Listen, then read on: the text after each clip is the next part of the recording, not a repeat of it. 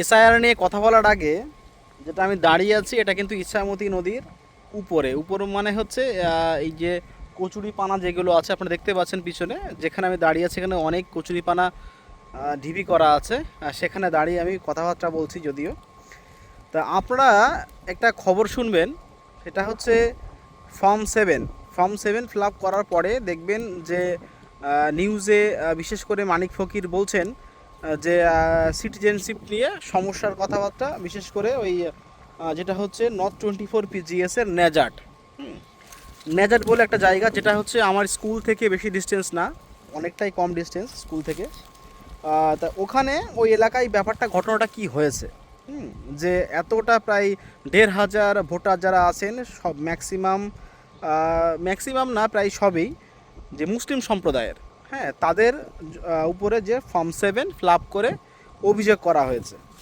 তা এখন যেটা আমার বলার বিষয়, এই ফর্ম 7 ব্যাপারটা কি। ফর্ম 7 ব্যাপারটা হচ্ছে দেখেন, অনেক ভোটার আছেন যে যাদের প্রতি পারি মানে আশেপাশে বা কোনো কারোর সন্দেহ আছে, কিন্তু তারা অন্যভাবে লিঙ্ক করেছে বা তারা প্রয়োজনই দেখিয়েছে, সেই সমস্ত ভোটারদের জন্য বিশেষ করে ফর্ম 7টা তৈরি করা। যদি বিএলও না জেনে থাকেন তাহলে তার পার্শ্ববর্তী কোনো মানুষ সেই ফর্ম 7টা ফিল আপ করা মানে অমুক ভোটারের নামে একটা অভিযোগ, সেই অভিযোগ করা মানে সেই ভোটারটাকে চুল চেরা বিশ্লেষণ আপনার যেটা যেটা মনে হয়। এই ফর্ম 7 ফিল আপ করার পরে যে এত ভোটারের যে নাম এসছে 1,500, এদের নাম তোলাটা কঠিন একটা জায়গায় আসবে। তার কারণটা হচ্ছে দেখেন, ম্যাক্সিমাম যে সমস্ত ভোটার যারা আছেন তারা কিন্তু সব খেটে খাওয়া মানুষ, তাদের ডকুমেন্ট সম্পর্কে অত জ্ঞানও নেই, লজিক্যাল ডিসক্রিপেন্সি ডকুমেন্টস দেখতে গিয়ে প্রচুর ভোটারের আধার কার্ড ভোটার কার্ড ছাড়া নেই, প্যান কার্ড তো প্রচুর মানুষের কমই আছে, কারণ প্যান কার্ড মানে হচ্ছে অ্যাকচুয়ালি পয়সা কড়ির সঙ্গে সম্পর্কিত প্যান কার্ড মানুষরা বিশেষ করে করেন। তা এই যে প্যান কার্ড আর কজনের আসে, ম্যাক্সিমাম কিন্তু সব আধার কার্ডে আবার নাম ভুল আছে, আবার অনেক আধার কার্ড আছে যেখানে বাবার নাম নেই, হ্যাঁ, শুধু নিজের নাম আছে, যে এটা এরম একটা প্রচুর আধার কার্ড আছে। তাই এই সমস্ত ডকুমেন্টস নিয়ে সেটাকে প্রুভ করা অনেকটাই কঠিন হয়ে যায়, হ্যাঁ। এইবার তার উপরে আবার যে ফর্ম 7 ফিল আপ করে তাদের বিরুদ্ধে অভিযোগ করার পরে অনেক পুরনো ডকুমেন্টস দেখেন, বিশেষ করে জমির দলিল, যেখানে আপনারা দেখছেন যে অ্যালাউ হচ্ছে না, 11টা ডকুমেন্টসের মধ্যে জমির দলিল নেই, সেটা এখন পাট্টা দেওয়া আছে। আর বিশেষ করে যারা পুরনো মানুষ, তাদের সবথেকে বড় অস্ত্র যেটা আমি দেখেছি, যে তার বাপ দাদা মানে ঠাকুরদা হোক বাবার হোক, পুরনো দলিল, এই পুরনো দলিলটাই সবথেকে বেশি অস্ত্র। আর আমি কিন্তু ওই যেটা হচ্ছে কাস্ট সার্টিফিকেট, বার্থ সার্টিফিকেট আর হচ্ছে বোর্ড পাস সার্টিফিকেট, এটা কিন্তু আমি স্থানীয় লোক যারা আছেন তাদের কিন্তু খুবই কম দেখেছি। একদম ফর্সা কথা বলে দিচ্ছি, এই সমস্ত ডকুমেন্টস আমি খুব কম দেখেছি স্থানীয় লোকের।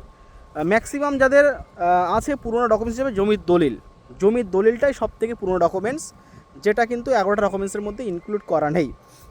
এখন এই সমস্ত জমির দলিলে যদি নাম ভুল থাকে, তারপরে আবার এই সমস্ত আর আর একটা সব থেকে বেশি আমার বড় প্রশ্ন, যে ফর্ম 7 অ্যাকসেপ্ট করার আগে তাদের পাশে এই যে নট সিটিজেনশিপ যে একটা তকমা লাগিয়ে দেওয়া হয়েছে, সেটা লাগানোর আগে অন্তত একবার ভাবা উচিত ছিল যে যাকে আমি নট সিটিজেনশিপ লাগাচ্ছি আদেও কি কতটা সত্য। একজন অভিযোগ করে দিলেন, তার সঙ্গে সঙ্গে তাকে নট সিটিজেনশিপ তকমা লাগানো হলো, হ্যাঁ, এটা লাগানোর আগে একবার যাচাই করা উচিত ছিল। আর যেটা হচ্ছে নর্মাল যে সমস্ত হেয়ারিং আপনার লজিক্যাল ডিসক্রিপেন্সি যে হেয়ারিংগুলো করেছেন, নো ম্যাপিং যে সমস্তগুলো হেয়ারিং করেছেন, সেই সমস্ত হেয়ারিং আর ফর্ম 7 কিন্তু হেয়ারিংয়ের মধ্যে অনেক পার্থক্য আছে, অনেক পার্থক্য। একটা ভোটার ফর্ম 7 অভিযোগ করা মানে সেখান থেকে কিন্তু অনেক বেশি করে তাদের কাছ থেকে ডকুমেন্টস নিতে চাইবে নির্বাচন কমিশনের অধীনে যে সমস্ত কর্মচারীরা আছেন তারা। এইবারে দেখবেন যে অনেকে বিএলও লেটার দিয়ে দিয়েছেন, যে অনেক বিএলও যে অমুক ভোটার সে স্থানীয়, তাদের নামের সমস্যা আছে, যেটা আমাদের এখানেও দেওয়া হয়েছে। তো সেই সমস্ত ধরেন একটা মানুষের বিরুদ্ধে ফর্ম 7 কেউ অ্যাপ্লাই করেছে, কিন্তু বিএলও সেটাকে লেটার দিয়েছে, তাই বলে সেটা কিন্তু বিএলওর বিরুদ্ধে বিরুদ্ধে যাওয়ার একটা প্রশ্ন। আর আপনারা দেখবেন যে ফর্ম 7টা ম্যাক্সিমাম যে পার্টি থেকেই করা হচ্ছে। মানে আপনি সাধারণ মানুষ দিয়ে খুব কমই দেখবেন, ম্যাক্সিমাম যা দেখবেন যে একটা রাজনৈতিক দল, বিশেষ করে সে যে কোনো রাজনৈতিক দল হোক না কেন, তারাই বিশেষ করে ফর্ম 7টা জমা দিচ্ছেন। আর ফর্ম 7-এর বিরুদ্ধে কিন্তু আমি না, কারণ ফর্ম 7 যেটা দেওয়া আছে ওটা কিন্তু খুবই ভালো জিনিস। তার কারণটা হচ্ছে অনেক বিএলও জানেন না যে ফর্ম 7 যে মানে ফর্ম 7 কাদের জন্য হবে বা কাদের জন্য দেওয়া হবে। মানে অ্যাকচুয়ালি অনেক বিএলও জানেন না যে স্থানীয় কি সে অন্য জায়গার থেকে এসছে। তাদের সম্পর্কে একমাত্র তার পারিপার্শ্বিক প্রতিবেশী যারা আছেন তারাই সবথেকে কিন্তু ভালো বোঝেন। তার জন্য ফর্ম 7টা করা। যদি কোনো বিএলও ভুল করে কাউকে ম্যাপিং করে থাকেন, তাহলে সেই বিএলওকে